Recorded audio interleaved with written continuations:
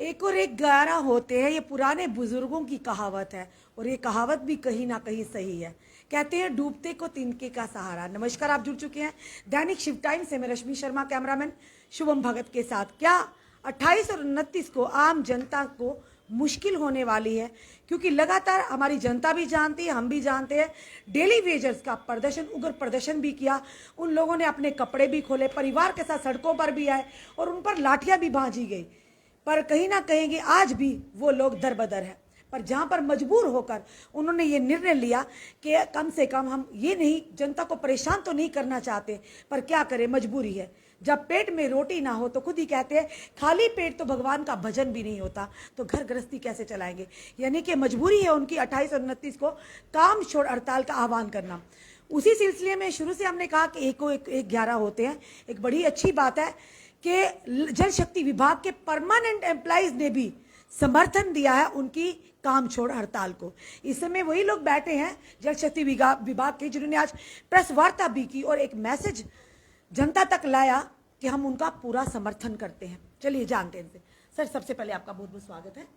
आपका भी स्वागत है सर। 28 और 29 को, क्योंकि पहले ही डेली वेजर्स कहते थे, आप भी कहते थे, आपका भी इशू था। चलिए शुक्र है कि आपका इशू रिजॉल्व हुआ कि आप सैलरी को लेकर जो आपके 4 विभाग जेएमसी में डाइवर्ट किया, आप लोग तनख्वाहों के लिए परेशान थे। पर सवाल ये है कि किसी मंत्री की, किसी एमएलए की, किसी एमपी की तनख्वाह कुछ देर बंद करके देखे ना, फिर पता चलता है कि आप लोग किस तरह से मुश्किल से अपने घर का गुजारा चलाते। वो तो होता नहीं ना होगा, वो आप भी जानते हैं। पर सवाल बड़ा ये है कि जनता के लिए क्या परेशानी होने वाली है 28 और 29 को, क्योंकि जहां पर डेली वेजर्स ने आह्वान किया था कि काम छोड़ हड़ताल, वहीं आपने भी समर्थन दिया। तो ऑब्वियसली है 28-29 को जनता के लिए परेशानी आने वाली है, जिसकी जिम्मेदारी किसकी होगी, आपसे पूछेंगे। आज की जो प्रेस वार्ता है, इसके माध्यम से हम ये कहना चाहते हैं कि डेली लेटर वर्कर्स ने काम छोड़ो हड़ताल का आह्वान किया हुआ है और 28 और 29 को हड़ताल होने वाली है। और संभावना है कि ये वाटर सप्लाई जो है वो प्रभावित होगी। बिल्कुल।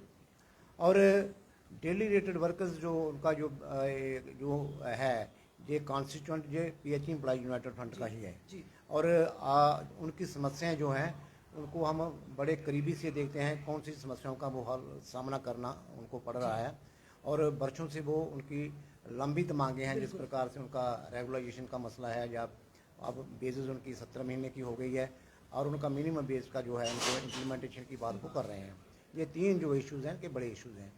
अब हमारी तरफ से भी ये कहना है कि अब कोई रेगुलाइजेशन पॉलिसी नहीं चाहिए, क्योंकि ये जो पीछे जो गवर्नर शासन के पहले जो चुनी हुई सरकार थी पीडीपी और बीजेपी की, उन्होंने एक निर्णय किया हुआ था कि एसआरओ 520 निकाला जनवरी 2018 को, और उनके तहत जो भी प्रावधान था उसके अनुसार उनको रेगुलाइज करना था, लेकिन वो भी नहीं किया। अब उसके बाद जो एसआरओ 64 जो 1994 में बना और वो ऑलरेडी ऑपरेटिव है, आज तक भी ऑपरेटिव है। कुछ केसेस अभी पेंडिंग पड़े हैं, वो हल होते हैं, उसके तहत होते हैं। और हम ये कहना चाहते हैं कि अब जो है इनकी रेगुलाइजेशन, इतना समय हो गया है, इतना डिले हो गया कि अब उनकी रेगुलाइजेशन होनी चाहिए एसआरओ 64 के तहत, ताकि वो जितने भी हो उनको परमानेंट कर्मचारी हैं उनके समान सुविधाएं मिलें। इस प्रकार का अब इंतजार की घड़ियाँ वो ख़त्म हो गई हैं। अब विवश होकर उन्होंने ये हड़ताल की कॉल दी है और इससे पहले भी कई बार प्रदर्शन किए हैं। और हड़ताल वो हमारे एक मतलब सबॉर्डिनेट कर्मचारी हैं, और ऐसा है कि वो भी जैसे हमारे परमानेंट कर्मचारी अपना ड्यूटी जो परफॉर्म कर रहे हैं उसके बराबर का काम वो करते हैं। अगर उसके बराबर का काम करते हैं तो समान वेतन मिलना चाहिए। समान वेतन की बात भी छोड़िए, वो अलग अगर वो नहीं हो सकता, लेकिन उनको जो आप मिनिमम दे रहे हैं वो भी उससे गुजारा नहीं हो सकता।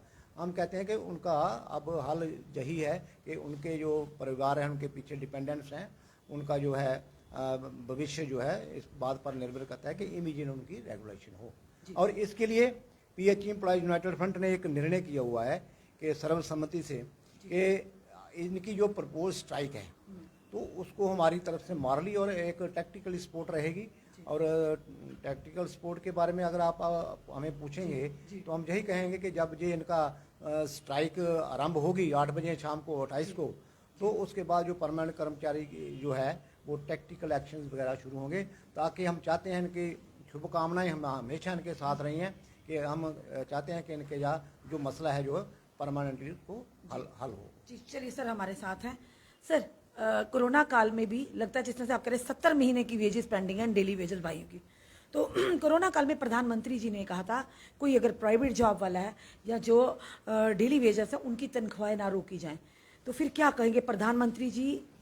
आपने कहा 70 महीने, अगर वो भी करे 6-7 साल तो हो गए हैं उनकी तनख्वाह बंद हुए, तो क्या कहेंगे प्रधानमंत्री जी की बात का कोई महत्व नहीं है? मैडम, आपका आज इस प्रेस वार्ता में आपका स्वागत है। तो आज हमने जो प्रेस वार्ता रखी थी वो इसके लिए रखी थी कि जो हमारी daily Vaser employees United front जो है, उन्होंने कॉल दी है 28 और 29 को, 2 दिन का उन्होंने 24 घंटे की स्ट्राइक दी है। तो उसके तहत ही हमने आज मीटिंग बुलाई थी। तो मीटिंग में ये पहले फैसला लिया गया कि जो स्ट्राइक आ रही है उसमें हमारा रोल क्या रहेगा। तो उसमें आम सहमति से आज ये बात हुई है कि जो इनकी स्ट्राइक है 24 घंटे की, हम मारली उनको सपोर्ट करेंगे और टैक्टिकली, जैसे शिवाजी ने बताया कि टैक्टिकली सपोर्ट रहेगी, मगर हम सड़क पे नहीं उतरेंगे। तो उसके साथ साथ हमारा जो कर्मचारी, ये रेगुलर कर्मचारियों के जो डिमांड्स हैं उसमें अहम था हमारा डीपीसी का मसला, जो आज दिन तक नहीं हुई है। तो उसके लिए भी हमने इनको जगाना था कि हमारी डीपीसी अगर नहीं होती है तो हम भी हड़ताल पे जा सकते हैं। तो दूसरा था उसमें कि जो हमारे कर्मचारियों को इन्होंने SRO 59 और 149 का बेनिफिट दिया था और उसके तहत ऑर्डर हुए हैं, सर्विस बुक मेंटेन हुई है और फिक्सेशन सर्विस बुक के ऊपर हुई है। मगर आज देखने में आ रहा है कि जो हमारा कर्मचारी रिटायर होता है उसकी जब सर्विस बुक AG ऑफिस में भेजी जाती है तो वहाँ से बड़ी एक चिट्ठी बन के आती है कि ये जो ऑर्डर्स हैं ये गलत ऑर्डर हैं और आपको रिकवरी 20 लाख, 15 लाख, 10 लाख की रिकवरी है। तो एक कर्मचारी जब रिटायर होता है तो उसका एक परिवार भी सोचता है कि ये पैसे लेके आएंगे, रिटायरमेंट के पैसे मिलेंगे, बुढ़ापे में अपना सहारा होगा। बिल्कुल अपना सहारा होगा। बच्चों को, किसी की बेटी की शादी करनी है, बेटे की शादी करनी है, घर को रिपेयर करना है, मतलब 10 चीज़ें घर वालों में सोची होती हैं और उसने भी सोची होती हैं कि ये पैसा मैं लेके घर जाऊँगा। मगर अनफॉर्चुनेटली यहाँ क्या होता है कि उसको एक पैसा भी नहीं मिलता है, एक पैसा भी नहीं मिलता है। और आप आए दिन देखेंगे कि यहाँ रोते रोते कर्मचारी 35-40 साल सर्विस करके रोते रोते घर जाते हैं, सब पैसा यहाँ रोक दिया जाता है। तो हम इस डिमांड के माध्यम से, आपके माध्यम से सरकार को ये कहना चाहते हैं कि ये ऐसा इशू है जो सरकार ने ऑर्डर किए हैं, सरकार के पास सर्विस बुक है एम्प्लॉयज़ की, वहाँ आपने एंट्रीज डाली हैं, वहाँ आपने फिक्सेशन की है, एम्प्लॉय का कोई कसूर नहीं है। ये एसेंशियल सर्विस का एम्प्लॉयज़ है, इसको घर का भी पता नहीं होता है, इसकी ड्यूटीज़ ऐसी होती हैं, डे नाइट ड्यूटी होती है, किसी की डे होती है, किसी की नाइट होती है, तब हम जो ये साफ पानी है लोगों के घर तक पहुँचाते हैं। तो उसके बावजूद भी वो रोता रोता एम्प्लॉय घर जाता है। तो हम सरकार से अपील कर रहे हैं कि भाई वन टाइम इसको सेटल करो, जो आपने गलत ऑर्डर किया, जो एम्प्लॉयज़ को आपने गलत दे दिया, उसकी मत ये ग्रेजुटी और कंप्यूट पेंशन को रोका जाए, लीव सैलरी को रोका जाए। ये इंसाफ नहीं है, इंसानियत के लिए इंसाफ नहीं है। तो हम सरकार से कहते हैं कि इसको वन टाइम सेटलमेंट करो और जो भविष्य है उसमें इनको टोटली बैंड कर दो कि किसी को इसका बेनिफिट आज के बाद नहीं मिलेगा, मगर पिछला ये सेटल करके उनको, गरीबों को उसकी राहत दी जाए और जो उनका पैसा बकाया AG ऑफिस में रुका पड़ा है वो रिलीज किया जाए। तो इसमें तीसरा हमारा इशू था कि ये 43 SRO है जिसमें हमारे मुलाजमों की मौत हो गई है, ड्यूटी टाइम मौत हुई है और उसके परिवार को एक सदस्य को नौकरी देनी थी, रोजगार देना था। तो वो 6-6 साल से यहाँ पेंडिंग केस पड़े हैं, कुछ हमारे चीफ ऑफिस में पड़े हैं, कुछ सेक्रेटरी में पड़े हैं, वो सेटल नहीं हुए। चौथा इशू था हमारा कि SRO 380 उसमें लेफ्ट आउट कैटेगरीज थी, जो हमारी डिपार्टमेंट की सैंक्शन पोस्टें थी, वो इस SRO में ऐड अप नहीं की थी। तो वो बार बार डिमांड जहाँ चलती गई, डिपार्टमेंट सरकार को लिखता गया कि ये हमारी जो सैंक्शन पोस्टें हैं ये इसमें नहीं आपने ऐड की हैं, इनको ऐड किया जाए। मगर अभी 2021 में एक निर्णय हुआ इसमें कि जो लेफ्ट आउट कैटेगरीज रह गई हैं वो भेजो आप, तो हम ऐड अप करेंगे उनको। तो उसमें सरकार ने एक कमेटी बनाई थी, तो कमेटी ने फैसला देना था कि हाँ ये जो सैंक्शन पोस्टें हैं ये इसमें ऐड अप करनी है, मगर आज की डेट में उसका भी कुछ नहीं हुआ है। तो उसके रिकॉर्डिंग ही आज हमने 15 दिन का नोटिस इनको दे दिया है, सर्व कर दिया है कि 15 दिन के अंदर अंदर कर्मचारियों, रेगुलर कर्मचारियों की डिमांड्स हैं, ये अगर हल नहीं होती हैं तो कर्मचारी, जो रेगुलर कर्मचारी है, ये भी आने वाले दिनों में स्ट्राइक पे जाए।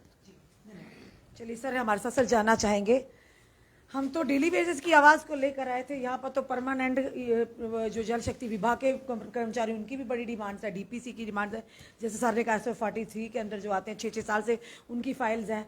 तो क्या चल क्या रहा है आपके डिपार्टमेंट में, यही हमें समझ नहीं आ रही। एक तरफ से डेली वेजर ने 28-29 को दे दिया, आह्वान दे दिया, और आप लोगों ने भी कह दिया कि आने वाले समय में अगर आपकी मांगे पूरी नहीं की तो आप लोग भी सड़कों पर उतरेंगे। तो क्या कहेंगे हमारे माध्यम से एलजी महोदय से, यहाँ के नेता गणों से और आपके डिपार्टमेंट से? नमस्कार मैम, आपका स्वागत है। हम आपके माध्यम से गवर्नर साहब को यही बोलते हैं कि अभी भी 28 को 2 दिन हैं, तो इन जो हमारे डेली वेजर हमारे ही साथी हैं, हमारे ग्रुप के साथ चलते हैं, हम चाहते हैं कि इनकी रेगुलाइजेशन हो जाए और मिनिमम वेजेस एक्ट लागू किया जाए। तो एलजी साहब को और सरकार को यही आपके माध्यम से कहना चाहते हैं कि इनका काम हो जाएगा। हम भी चाहते हैं, हम भी इसी शहर के बशिंदे हैं, हम इधर रहते हैं, हम नहीं चाहते कि लोगों को इतनी गर्मी में पानी की परेशानी हो, तो उनको पानी मिले। लेकिन हमारे जो ऊपर हाई अथॉरिटी है वो हमारा कोई काम नहीं करके रहा, मतलब उनको कोई फर्क ही नहीं पड़ता, कोई फर्क नहीं पड़ता। हम चीफ इंजीनियर के पास भी कई बार गए तो उनका तो एटीट्यूड इस तरह का बड़ा ही वो आपने देखा, aggressive हाँ attitude, ठीक, बिल्कुल वो तो हमने ठीक। देखा है, इसमें कोई हमें दो चीफ सेक्रेटरी की लेटर आई थी, उसमें लिखा था डीपीसी जो परमानेंट की है हर महीने 2 बार होनी चाहिए। इधर तो मेरे ख्याल में 16 साल मुझे हो गए परमानेंट हुए, तो डीपीसी तो हुई नहीं कोई भी। अगर जिनकी हुई भी है ना, उनको कन्फर्म ही नहीं किया ना आज तक, तो वो भी परेशान है। एक तो 149 और 59 का मुद्दा था, वो इन्होंने हमें लिया था ग्रेड, अब वो जब रिटायर जा रहा है उसको रिकवरी कर रहे हैं। वो बेचारा 40 साल नौकरी की या 35 साल नौकरी की, जैसे हमारे सीनियर साथी जी ने बताया कि वो रोते रोते गया, वो इधर आता मेरा कुछ मुझे मिला ही नहीं, घर वाले अलग परेशान है। तो वो किस चीज की उनको डाल दी जो पेनल्टी किस चीज की पड़ी?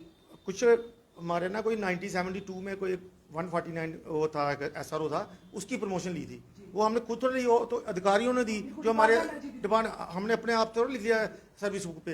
तो उसी के बेस पे कहते हैं ये नहीं चीज गलत है, आप ना उसकी रिकवरी दो, ज़्यादा परेशानी इसके लिए। इसलिए हमने 15 दिन का टाइम दिया है कि अगर हमारा मसला नहीं हुआ हम भी काम छोड़ ताल पे जा सकते हैं। जहां पर एक तरफ डेली वेजर्स ने आह्वान किया था कि अगर उनकी मांगों को पूरा ना किया गया तो वो काम छोड़ हड़ताल करेंगे, उन्होंने दे भी दिया, क्योंकि लगातार वो लोग साइलेंट तरीके से प्रशासन और सरकार को जगाने का प्रयास करेंगे। अब सवाल ये है कि जल शक्ति विभाग में चल क्या रहा है, जहां पर एक तरफ डेली वेजर, आप तो परमानेंट एम्प्लॉइज ने भी आह्वान कर दिया कि अगर 15 दिन तक जो उनकी जेन्युइन मांग है उन पर अगर कार्रवाई नहीं, उन पर काम नहीं हुआ तो आने वाले समय में वो भी आपको सड़कों पर, यानी कि ये कहें कि अब जनता की मुश्किलें बढ़ने वाली हैं, क्योंकि ये लोग तो नहीं चाहते, पर कहीं ना कहीं प्रशासन और सरकार मजबूर कर रहा है इनको ये कदम उठाने पर जिसका खमियाजा जनता को भुगतना पड़ेगा, पर जिम्मेदारी प्रशासन और सरकार की होगी। चलिए देखते हैं, अभी 2 दिन, आज 26 है, 27 और 28, क्या पता इस वीडियो के माध्यम से, हमारी इस खबर के माध्यम से प्रशासन में थोड़ी सी हलचल हो और कम से कम इनसे संपर्क करें और क्या कोई समाधान लेकर आए, ये भी बड़ा सवाल रहेगा, क्योंकि लगातार ये लोग परेशान, जहां पर एक परमानेंट एम्प्लॉय आज के दौर में परेशानी के आलम में घर चलाना मुश्किल है, तो खुद सोचिए डेली वेजर का किस तरह का आलम होगा, जिनको 70-70 महीने की तनख्वाहें पेंडिंग है। अरे जना, अगर रोकनी है तो रोकिए ना, तनख्वाहें रोकिए आप बड़े बड़े अधिकारियों की, MLAs की, MPs की, तो तब पता चले कि घर गृहस्थी में अगर रोजगार का जरिया बंद हो या घर में पैसे ना हो तो किस तरह से घर गृहस्थी चलती है। अपने कमेंट जरूर कमेंट बॉक्स में दीजिए, इस वीडियो को जितना हो सके शेयर कीजिए, जुड़े रहिए हमारे साथ अगले अपडेट के लिए। जय हिंद, जय भारत।